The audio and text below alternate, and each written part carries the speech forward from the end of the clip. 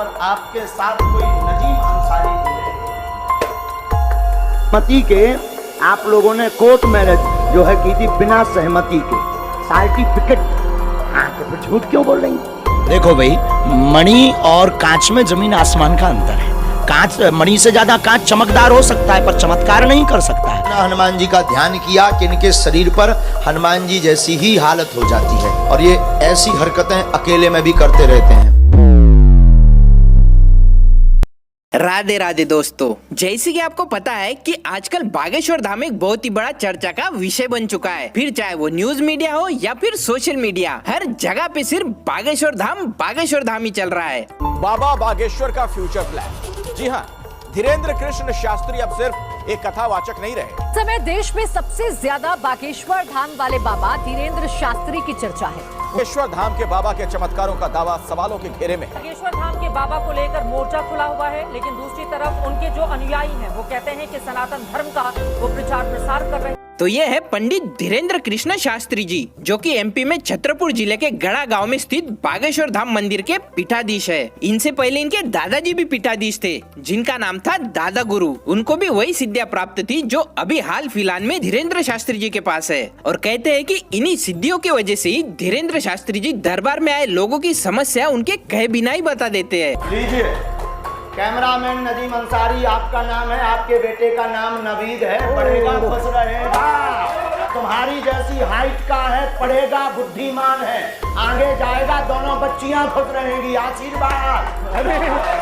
अब पॉइंट ये है कि धीरेन्द्र शास्त्री जी एक ढोंगी बाबा है या फिर सच में उनको कोई सिद्धियां प्राप्त है। तो देखो, अपने हिंदू संस्कृति में साधु संत गुरुओं को एक बहुत ही महत्वपूर्ण स्थान है, क्योंकि वो साधु संत लोग ही है जो हमें धर्म से जोड़े रखते हैं, भगवान से जोड़े रखते हैं और हमें संस्कृति का ज्ञान भी देते हैं। और इसीलिए हमारे हिंदू संस्कृति में साधु संत गुरुओं को हमेशा से ही श्रेष्ठ माना जाता है। और रही बात धीरेन्द्र शास्त्री जी की, तो उन्होंने खुद ये कहा है कि ना ही वो किसी देवता के अवतार है और ना ही वो कोई तांत्रिक है, वो सिर्फ एक सामान्य मनुष्य है जिनको हनुमान जी के आशीर्वाद से कुछ सिद्धियां प्राप्त है।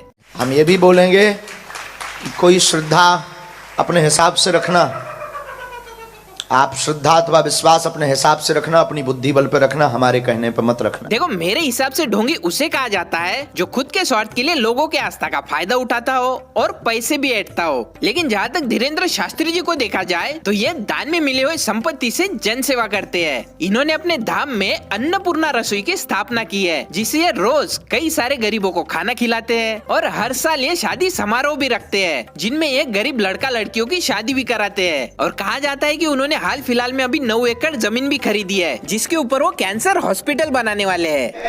कि सब कोई मंदिर बनवाता है, हमने सोचा हम मंदिर नहीं, हम कैंसर हॉस्पिटल बनवाएंगे। अब हम बात करते हैं अंधश्रद्धा के बारे में, क्योंकि ये सारी कंट्रोवर्सी अंधश्रद्धा से ही शुरू होती है। तो भारतीय अंधश्रद्धा निर्मूलन समिति के श्याम मानव नामक व्यक्ति ने बागेश्वर धाम सरकार के ऊपर आरोप लगाया था कि ये लोगों में अंधश्रद्धा फैलाते हैं। लेकिन इस आरोप के जवाब में धीरेन्द्र शास्त्री जी ने उन्हें ओपन चैलेंज दिया था कि आप जब चाहे तब दरबार में आए और उन्हें गलत प्रूफ करके दिखाए। कोई बंद कमरे का दरबार नहीं है, उनको सामना करना चाहिए। हमारा मुंह फट अपने कैमरे पर कोई भी चैलेंज कर सकता है। लाखों लोग आते हैं, लाखों लोग हमारे सामने दरबार बागेश्वर बालाजी के दरबार में बैठते हैं। वो आए, जो हमें प्रेरणा लगेगी वो हम लिखेंगे और जो कलमबद्ध करेंगे वो सत्य निकलेगा। हमें अपने इष्ट पर इतना भरोसा है, उनको आना चाहिए। बट इस चैलेंज के बाद जिसने ये आरोप लगाए थे वो तो दरबार में आया नहीं, लेकिन मीडिया वालों को अपना हॉट टॉपिक मिल गया और ये लोग बागेश्वर धाम सरकार को बिना मतलब के एक्सपोज करने लगे, जबकि इनको पता था कि नागपुर पुलिस ने खुद धीरेन्द्र शास्त्री के ऊपर लगे हुए अंधश्रद्धा फैलाने वाले आरोप में उनको क्लीन चिट दे दी गई है। लेकिन मीडिया वाले थोड़ी मानने वाले हैं, वो तो लगे हुए हैं बाबा को माइंड रीडर साबित करने में। चीजें सोच सकते हो जैसे कि Paris, Amsterdam, New York, Bathinda, Punjab, common.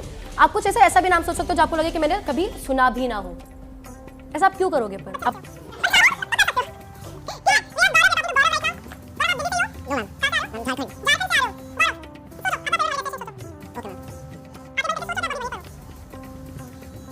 2,000 years later.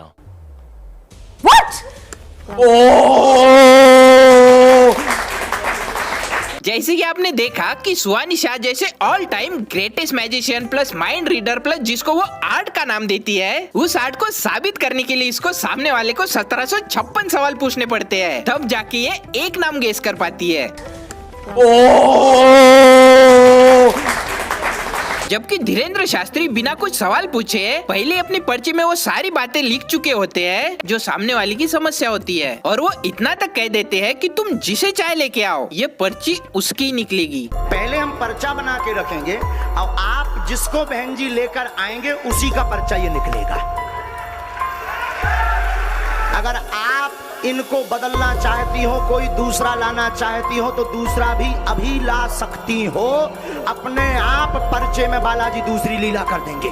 नहीं का हमें दो प्रश्न है, बालक का प्रश्न है, कृपा होगी चंद्री पाता सात जीवनी नशे टेढ़ी है, घर की कमकीनी भली वो ठीक हो जाएगा तो ध्यान स्वस्थ होगा, आशीर्वाद है।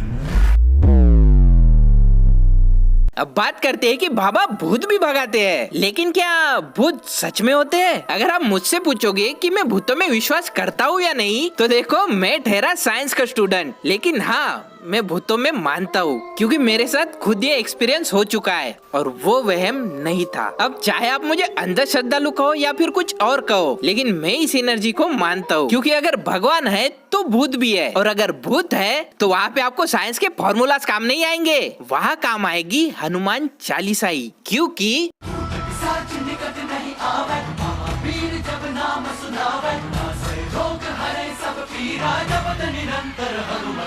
देखो मैं इतना तो पढ़ा लिखा हूँ कि मुझे श्रद्धा और अंधश्रद्धा में डिफरेंस पता है। मुझे पता है कि बहुत सारे ढोंगी बाबा भी होते हैं जो 2 रुपए का जादू सीख के लोगों को हुतिया बनाते हैं, और सच्चे साधु संत भी होते हैं जिनके पास सच में सिद्धियां होती है। लेकिन दिक्कत तब आती है जब कुछ मीडिया वाले और कुछ लिब्रांडू लोग हमारे आस्था को ही अंधश्रद्धा का नाम दे देते हैं।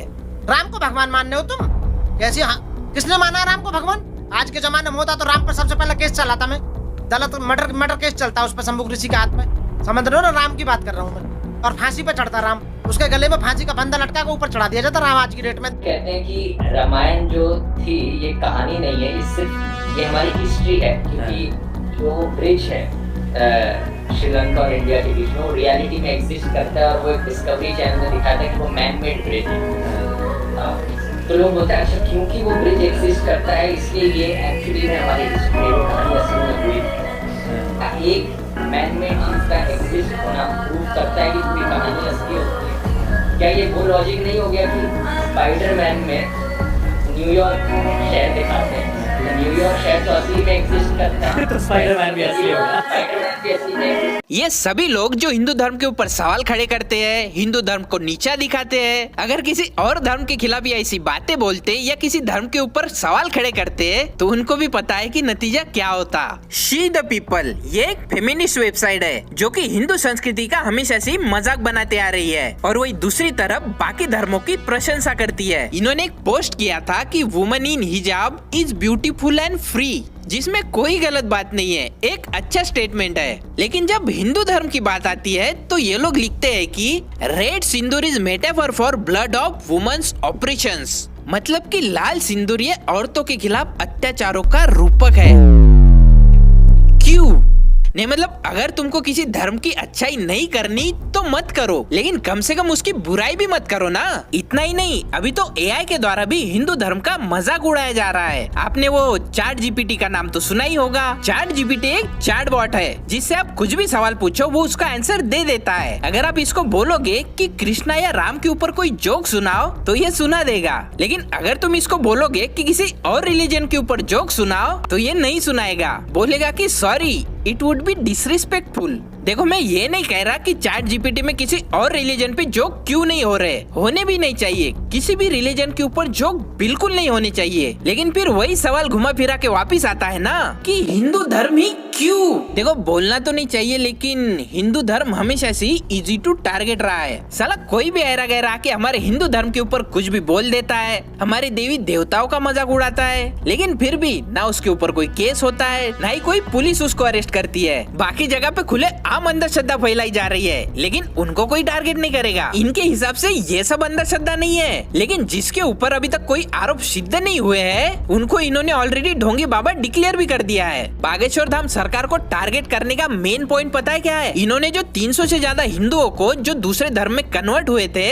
उनकी हिंदू धर्म में घर वापसी की है, और यही वो चीज है जो कुछ लिब्रांडू लोग और कुछ मीडिया वालों को हजम नहीं हो रही। देखो मैंने खुद पास में राम रहीम, आसाराम, निर्मल बाबा के ऊपर वीडियोस बनाए हैं क्योंकि वो थे ढोंगी, उनके ऊपर आरोप सिद्ध हो चुके हैं, अब वो जेल में भी है। लेकिन बागेश्वर धाम सरकार के ऊपर अभी तक कोई आरोप सिद्ध नहीं हुआ, फिर भी ये लोग बिना फालतू के उनको एक्सपोज करने में लगे हुए हैं। देखो मेरा कहना सिर्फ इतना ही है कि अगर तुम किसी धर्म को नहीं मानते हो, फिर चाहे वो हिंदू हो, मुस्लिम हो, सिख हो या ईसाई हो, नहीं मानना तुम्हें मत मानो, लेकिन किसी भी रिलीजन को डिसरिस्पेक्ट मत करो। मानते हो तुम लोगों के लिए साइंस ही सबसे ऊपर है, और तुम्हारे लिए हम जैसे लोग जो भगवान के ऊपर आस्था रखते हैं वो अंधविश्वासी है। चलो ठीक है, तुम्हारे लिए अंधविश्वासी तो अंधविश्वासी सही, तुम तुम्हारे अपने फैक्ट्स लो, उसकी पुंगड़ी करो और अपने पिछवाड़े में डालो, ठीक है? और हमारी आस्था से दूर रहो, समझे? जय श्री राम।